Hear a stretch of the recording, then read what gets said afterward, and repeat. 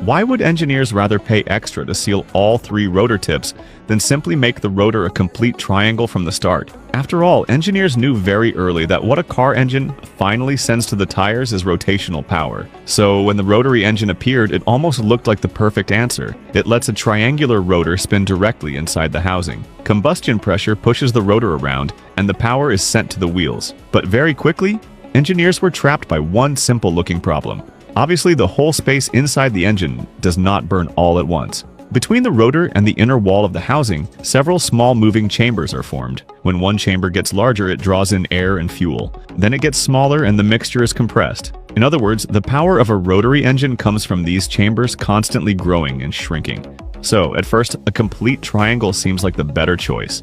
Just make the corners touch the housing wall tightly. But the inner wall of the housing is not a simple circle. It is a complex curve. If the corners are made too tight, the engine may seize when it gets hot. Then the rotor can scrape and damage the housing. So engineers had to install movable sealing strips on the three corners of the rotor. They are called apex seals. And this is the most fascinating part of a rotary engine.